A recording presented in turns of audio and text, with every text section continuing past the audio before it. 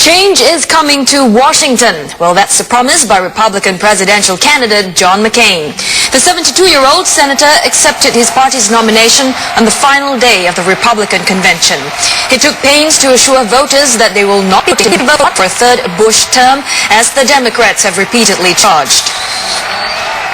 Let me just offer an advance warning to the old, big spending, do nothing, me first, country second crowd.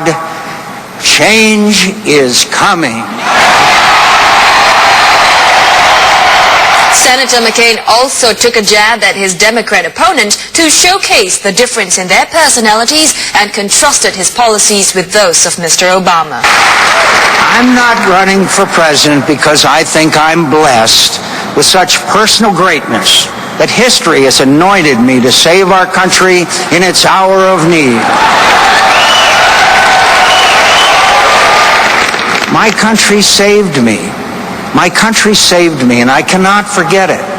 And I will fight for her as long as I draw breath, so help me God. I will keep taxes low and cut them where I can. My opponent will raise them. I will open new markets to our goods and services. My opponent will close them. I will cut government spending. He will increase it. My tax cuts will create jobs. His tax increases will eliminate them.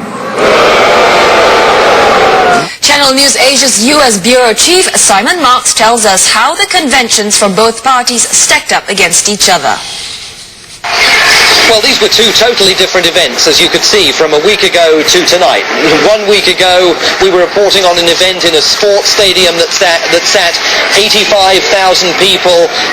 There were performances by celebrities, including Sheryl Crow, will.i.am of the Black Eyed Peas. There was a real sense of a generational shift in the leadership of the Democratic Party, with the younger, telegenic Barack Obama, the rhetorical genius, taking to the stage and wowing the crowd with his speech. This has been a very different gathering. Disrupted on the first day by Hurricane Gustav, the Republicans then had to try and put a different convention together than the one they were planning to put together.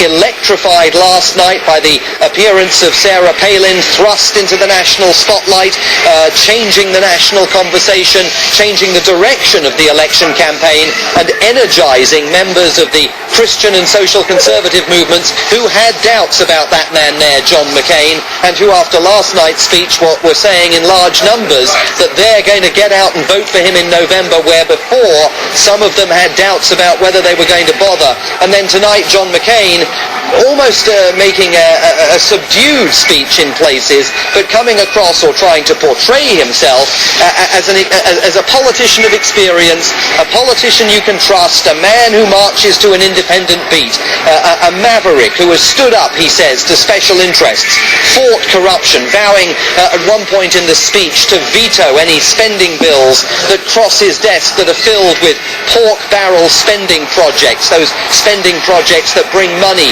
to individual congressional districts. He said that he would name and shame members of Congress who tried to do that in his administration, and he would veto any spending bills that came across his desk like that. So a real study of contrasts. Before these conventions took place, McCain and Obama were neck and neck in the polls.